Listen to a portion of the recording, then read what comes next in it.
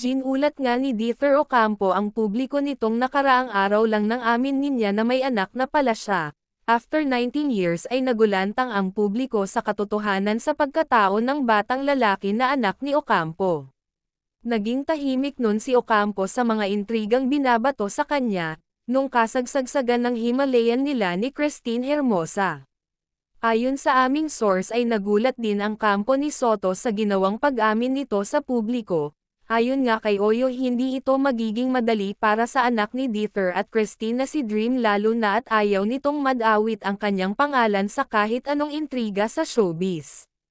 Ngunit andito na umano sila sa sitwasyon na ito, tugon ni Soto, at alam niya na malalagpasan nila ito at kayang-kaya ng asawa niya na i-handle ang sitwasyon na ito.